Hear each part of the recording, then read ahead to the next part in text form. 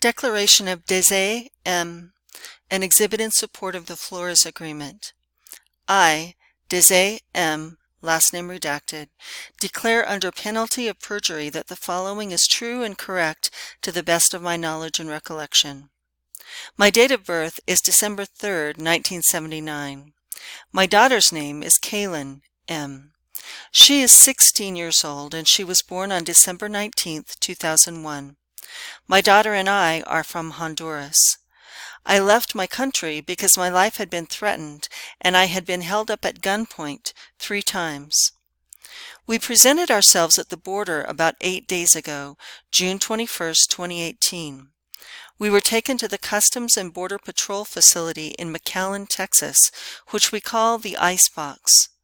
The icebox was freezing, and my daughter and I were shivering the entire time.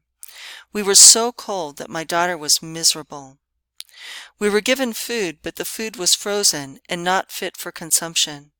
It smelled so bad that we went hungry instead of eating it. My daughter and I were hungry the entire time we were at the icebox. We were given a mylar blanket, but no mattress pad. After about 1 day, my daughter and I were taken to another facility, known as the Doghouse, where we were held for 4 days. We were immediately separated at the doghouse and stayed separated the entire time. We were allowed to talk to each other only once for 10 minutes in the 3 days we were there. My daughter was very frightened and depressed the entire time. She is still depressed and has nightmares and a lot of anxiety because of the separation. The female guards yelled at my daughter a lot, called her names, and made fun of her and the other children. The female guards would not let her sleep and kicked her to keep her awake. They also called the children filthy and told them not to throw anything on the floor the way they would at home in their country. The female guards made my daughter and the other girls strip naked in front of them and ogled the girls before their showers. My daughter was scared of the guards because they were really angry all the time. The doghouse is even colder than the icebox, and my daughter and I were shivering the entire time. My daughter was so cold that she had severe pain in her leg. The guards told her that if she was hurt, she would have to stay in the doghouse longer, so my daughter did not ask for medical care. The guards also would not allow my daughter to have an additional mylar blanket, so my daughter had to hide an extra blanket that someone who was leaving gave her to try to warm up her leg. We were not given mattress pads to sleep on. The food at the doghouse was the same as at the icebox. It was frozen and smelled bad.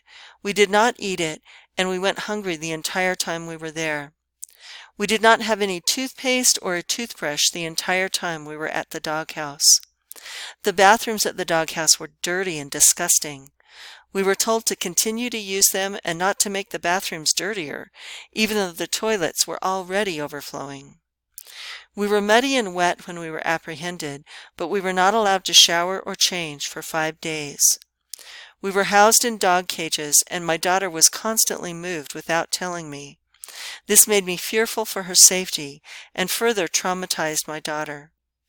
After 4 days, we were moved to another icebox where we were reunited and where we stayed for 1 day. We were not given food or water the entire day.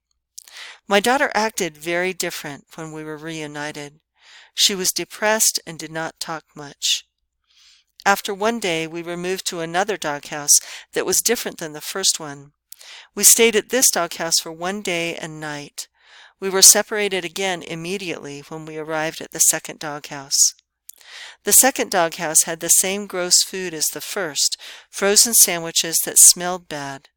Again, we did not eat much and went hungry the entire time. After the second doghouse, we were moved to the Dilley facility. There are no current plans for our release. I, Desai M., swear under penalty of perjury that the above declaration is true and complete to the best of my abilities. This declaration was provided in Spanish, a language in which I am fluent, and was read back to me in Spanish, June 29, 2018.